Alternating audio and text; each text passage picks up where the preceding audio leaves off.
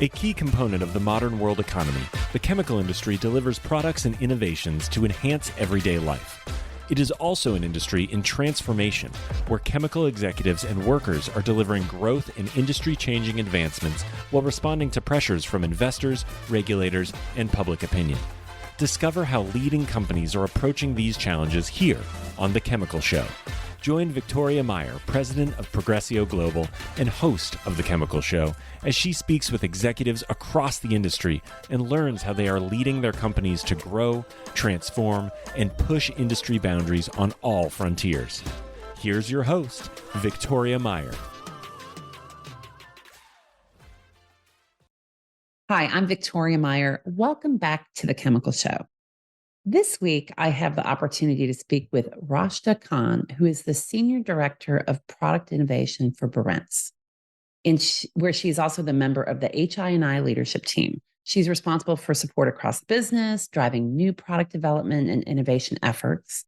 She's held multiple leadership roles at Barentz and also at some other leading HI&I companies, including Reckitt Benckiser and Clorox. So we're going to have a great conversation. In fact, this conversation stems from one that I had earlier at ACI this year. So we're going to be talking about innovation and green and buggy and other things. So Rashda, welcome to The Chemical Show.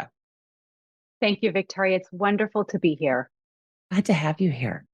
So let's start out by talking about your origin story. What got you interested in chemicals and what eventually brought you to Barentz? Yeah, so I've been in the chemical industry for a while. I went to graduate school, graduated with a chemistry degree, and did college recruiting. My first job was in Pleasanton, California, within the R&D organization of Clorox. So I started as a junior scientist, a formulator in the home care space. One of the first projects I was assigned was to get design for the environment certification for a new product. So I was at Clorox for many years, junior scientist, senior technical project manager, evolved, and then I got an opportunity to move out of state. So I moved my family to New Jersey to Reckitt Benckiser, where I led, the global innovation team. So first ever Lysol laundry sanitizer was launched, and it was a fascinating experience working in a global setting, South America, India, Germany, new product development around various countries. And when I moved to New Jersey, my husband actually, he had a hard time. So he actually moved the family to Florida. So I kind of went all around the country. So California, wow. New Jersey. Was this during the pandemic by chance? Because I know everybody was moving during the pandemic. So I moved to Florida in 2019, I think it was. Okay, so pre-pandemic. Just before the pandemic, yes. Yeah. So I moved to Florida for, my husband moved the family, so then settled here, and I got the opportunity to join Barentz. And, I've been serving, product innovation for most of my career. I love finding new ways of developing new products, creative, and adding value to everything I touch. Yeah, that's really interesting.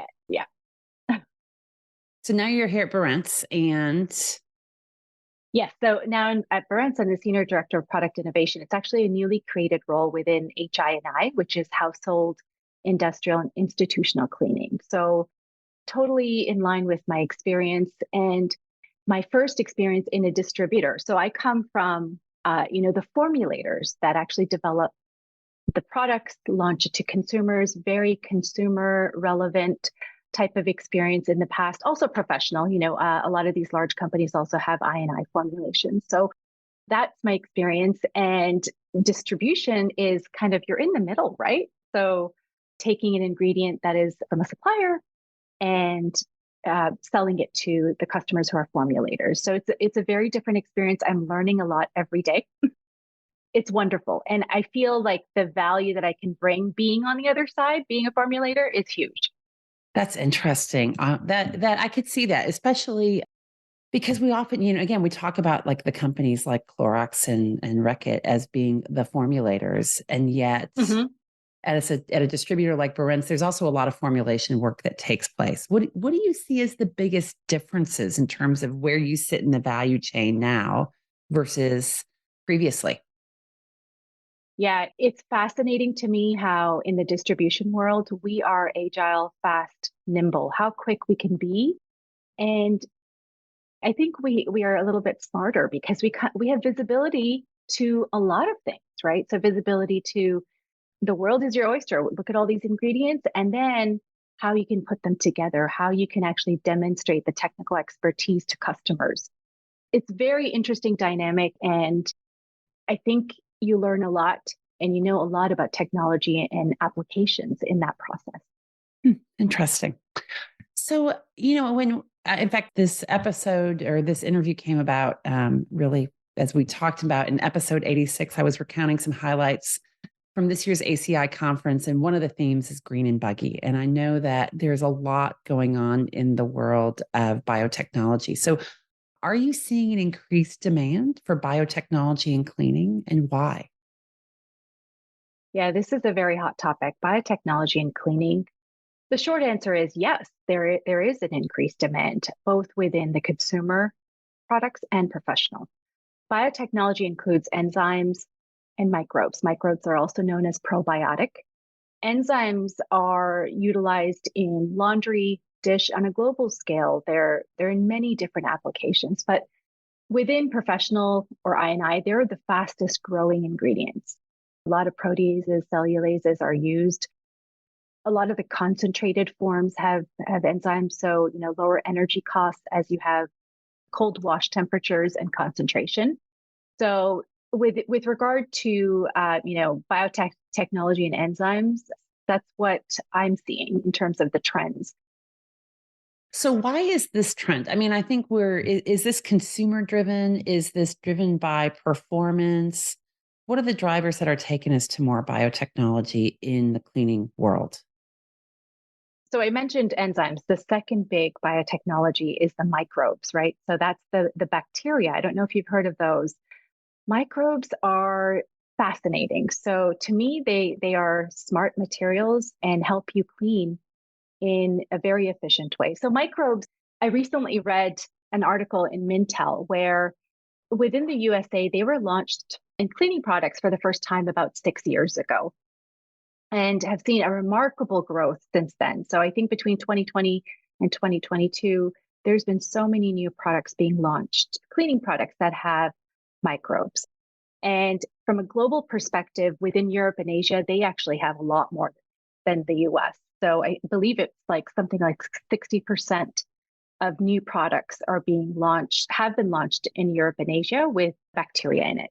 And it's expected that it'll continue to grow and pick up in other regions of the world. The chemistry of microbes, the most common species is bacillus. These are safe class 1 organisms and activated with food and water. So they just need, a little bit of what they like to eat, I guess. And they are on their way in terms of producing, microbes produce enzymes specific to the soil that exists on the surface. So if you're trying to clean, they're smart and they actually attack the soil according to what's on, in terms of what the organic matter is.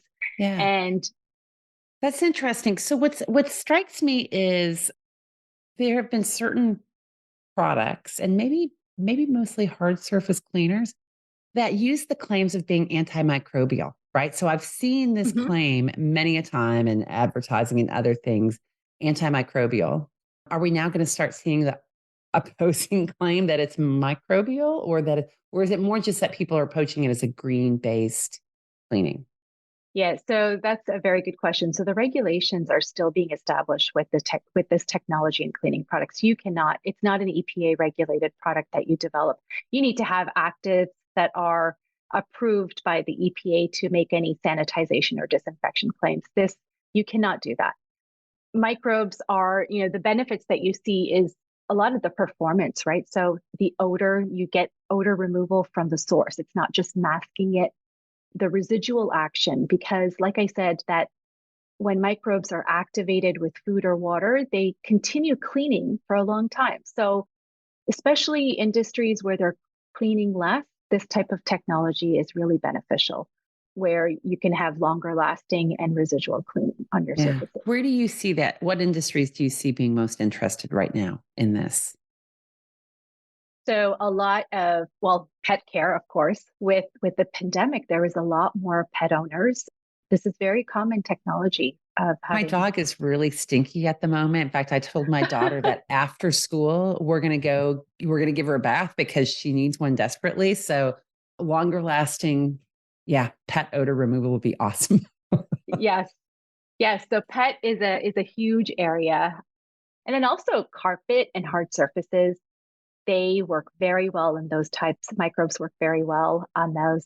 Drain and septic drain. It's been used for a very long time for grease removal, helping mitigate clogs over time. And then tile and grout. You can actually see on the grout that you're getting cleaning efficacy on it over time. And then I'd say one of the niche applications are turf. So artificial grass. I don't know if you've heard of that, but a lot of pets go on turf, and you need to remove odors and soils Interesting. on turf as well. It's Huh. fascinating.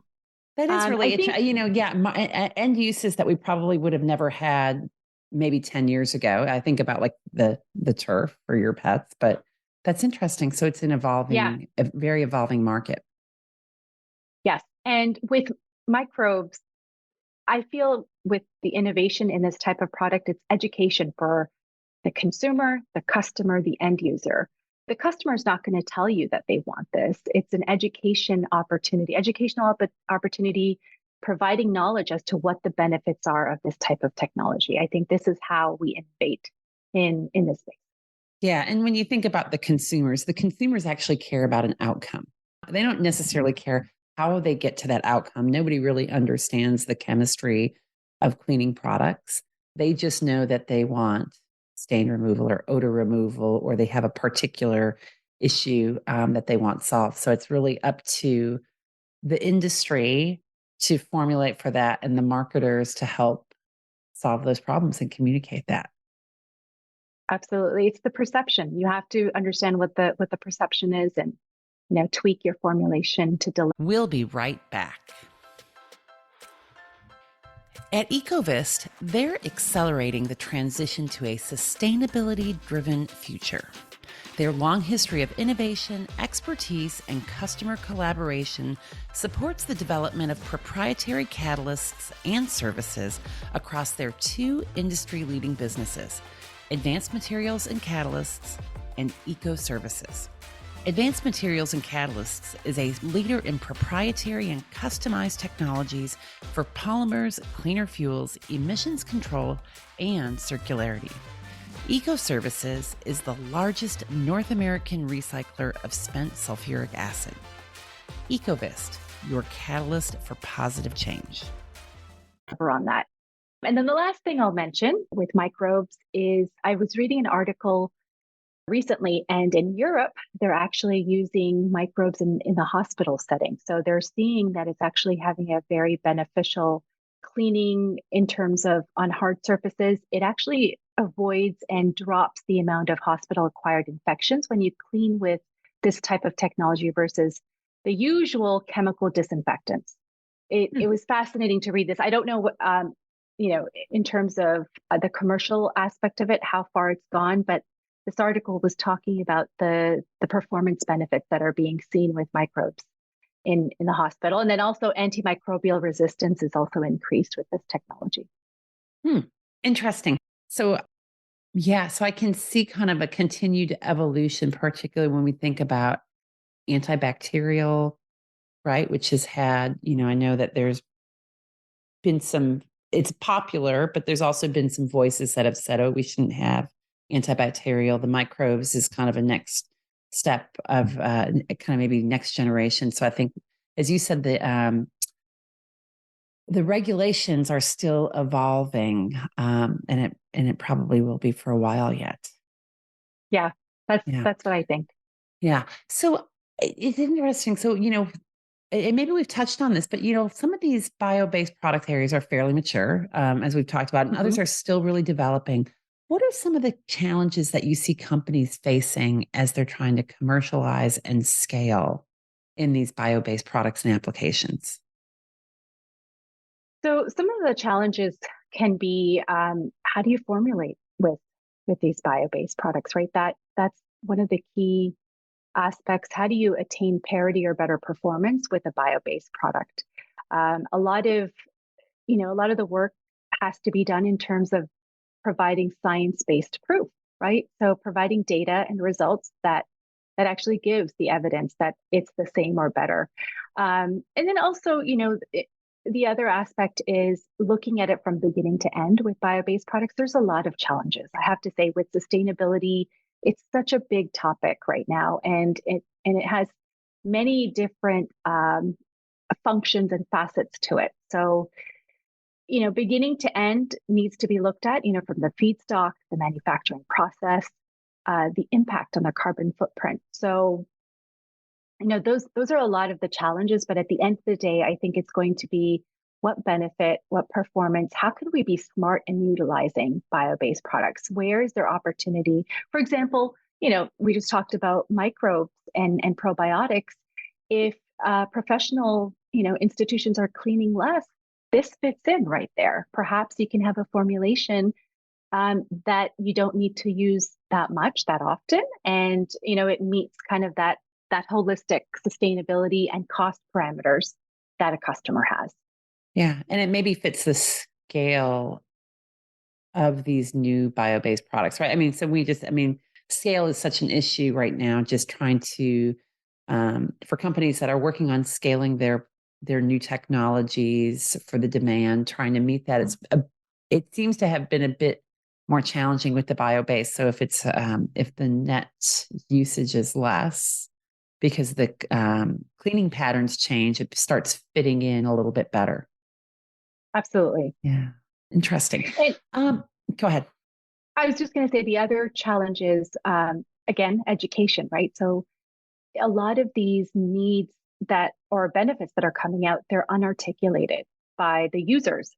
So just, I think education is going to be a huge part of it, and the knowledge of what are bio-based products bringing to us, to the industry. Yeah, very interesting.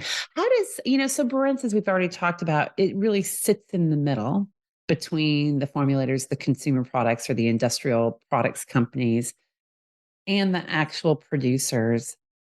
How does Barentz influence these formulations or even specifications and applications of the new products? What role do you play in that? Yeah. So like I said earlier, I'm new to distribution, and I've learned that in this industry, one has to be fast and nimble and perhaps more knowledgeable sitting in the middle, right? Ultimately, we have to excel the technical formulary and the new solutions for all the formulators. Um, some of the tenets that Barentz lives by is knowledge, partnership, and entrepreneurship. Delivering ingredients and customized solutions for a sustainable world. That is key. That is the backbone of our values. So I think that really helps us sitting in the middle, understanding a lot of the technical aspects from suppliers and providing the best solution to our customers. Yeah, absolutely. So let's talk about innovation a little bit. So that's your focus, and it seems like it's been your focus for quite a long time. What does the innovation process look like at Barentz? Where does it start? Where does it end? How do you progress through that process? Yeah, to me, innovation is everywhere. It's not just a product. It could be a process. It's everywhere, right? So how can we think of new ways of doing things and developing things that add value? So at Barentz, there's three main factors. In my mind, it's, the first one is technical and ideation expertise. That's the first part, the formulary expertise that I mentioned previously, and then knowing how to reframe problems, how to connect, build in, connective thinking and ideation. That's very important, and it goes along with the technical expertise. So that's one aspect of it. The second aspect is the product portfolio. This is where principals and our suppliers play a huge role, okay? Product portfolio, expanding that and having the right products to provide the solutions to our customers is absolutely critical. And the third aspect is market insight and intelligence. So this is the consumer insights, the customer insights. I think, Innovation in general, we need to have the technical expertise as the backbone, but we need to have empathy for the consumer, empathy for the customer, empathy with our team members, along with curiosity. So those are the three things: curiosity, to ideate, to look for new solutions, to be innovative. That's really good. And empathy, that's a really interesting take on it. But I think you're right. We have to be um, empathetic to our customers and our consumers to be able to meet their needs and to the team as well, right? As you go through this process. I think that's I'm making a mental note on that. That was really good. Yeah, empathy is really understanding the other person's struggle. So it could be a win-win situation, right? What is the struggle that they're trying to solve? Yeah, that's really awesome. So, how do you prioritize this? It seems to me, and almost every company has in a large number of potential projects, innovations, ideas that people want to work on. And frankly, there's always time and resource limitations. How do you set the priorities for this? How do you sort through that? Because I mean, you're leading a team that probably has a lot of things they want to do, and you want them to be successful in it all, but they can't get to all of them. So how do you manage that? Yeah, I think it's a combination of many different types of projects. You need to first work on the ones that have business value. It's a pipeline, right? So in terms of the pipeline in the future, what are some of the immediate projects that need to get done? And they may have a different value versus some of the longer term and larger projects. I think at the end of the day, there's customer needs that sometimes are, we need this yesterday. So that needs to be done, but we have to balance with the team how projects are assigned and executed. Yeah.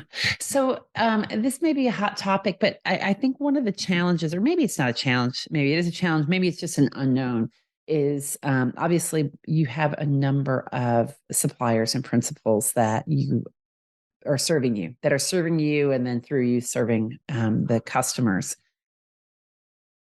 How do you strike that balance when you have innovation opportunities and you've got an array of potential suppliers? Are you targeting specific suppliers for specific solutions, or is it really, is it a partnership that you together say, hey, let's together tackle this challenge and this innovation opportunity? How does that go? Yeah, I think having a lot of options is wonderful. That's absolutely needed, to have a lot of products in the portfolio. In terms of how it's prioritized, what we utilize, the first thing is, what does the customer need? What do they want? What kind of solution is it? Do they want to have a green? What percentage bio-based do they want? What performance metrics do they have?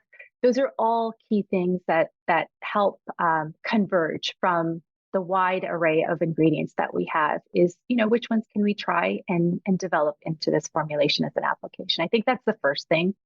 And then, keep in mind the trends, what's happening currently and in the future. I think having a broad view and a long-term view that also sets priorities and strategies within the company as to what projects and what ingredients are used. Awesome. So I know we're talking before we started recording just about some of the changes and challenges with the pandemic, and work from home, and then back to the office, and as you were saying, innovation requires a lot of engagement, right? Because there's multiple people, multiple roles in along the way to be able to serve needs, to understand what's going on. How has the pandemic impacted the innovation process? I guess maybe what's been helpful, and what's different today versus where we were 3 years ago? Wow. That's a loaded question. I feel that it's it's a whole new process now, right? We have new habits, we have different ways of working, and there's new ways of doing innovation. I think it's um, me personally, I like to have that face-to-face interaction. That's how you can be creative. That's how you can ideate. I think a lot comes with that face-to-face, that physical interaction. So when that's not available, it's like, okay, turn your camera on on the Teams call. Let's make sure we can see each other, right? Because not everybody is able to be in person, and it's the nature of the business. And I think there's new ways. I think we have settled in a new way of working, which is a hybrid from before and now, and it's tricky. I have to tell you, I have to ask myself, what is the objective, the goal for each project as we go into a meeting with team members, internal or external, and then decide, well, how do we want to have this? Can we have a Teams call? Do we need to be face to face? That's how I'm handling it. Yeah, awesome. And I know Barentz is global, so it's got people in multiple locations. Do you typically find that the way that you're organized is most of your team local to you in Florida, or are you typically working across locations and regions? So I'm within HI&I, so this is focused in North America. So a lot of the communication and interaction with team members is within North America. Got it. Awesome. Well, good. So is there, we've talked a lot about kind of where the evolution is with cleaning and bringing biotechnology in and innovative new products. Is there anything in specific that we should be keeping an eye on that's going to be coming to the market soon?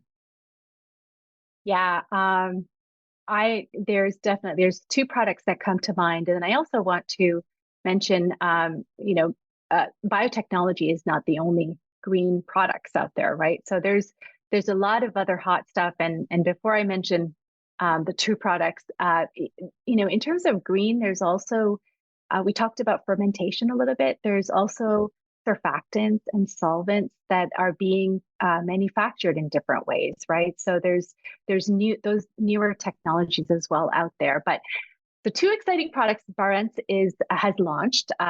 One is called the BioNat. So this is a multi-component ingredient. It brings enzyme, bio-based non-ionic surfactant, stabilizing ingredients, and allows for formulation, manufacturing, blending, procurement, simplicity. So simplicity, I don't know if you've heard of this. This is huge. So having simple formulations, simple manufacturing processes, BioNat delivers on that. And there's two new products, and they're very high percentage of bio-based, almost 100%. That's the first product. And the second product is the Jzyme multi-spore ingredient. So, to bring smart, efficacious, and sustainable cleaning, we have many different ingredients in our portfolio. Yeah. And where would you see these, what applications do you see these products going into? So I approach it as a consumer, like when is it showing up on my store shelf? Yeah. So BioNat would be within laundry applications, okay. Manual dish, those types of applications. And then the Jzyme multispore we talked about in detail. So this could be within the pet care market, carpet, hard surfaces, litter boxes. Oh God, I have all of those things. Okay. Awesome. Well, this has been really interesting, Rashda. Thank you so much. I've enjoyed getting to know you, getting to know a bit more about some of these biotechnology trends and how they're coming to market, et cetera. So thank you for joining us today. Thank you so much, Victoria. It's been a pleasure. Likewise. Absolutely. And thank you everyone for joining us today on The Chemical Show. Keep listening, liking, sharing, and following. We'll talk again soon. We've come to the end of today's podcast. We hope you enjoyed your time with us and want to learn more. Simply visit thechemicalshow.com for additional information and helpful resources. Join us again next time here on The Chemical Show with Victoria Meyer.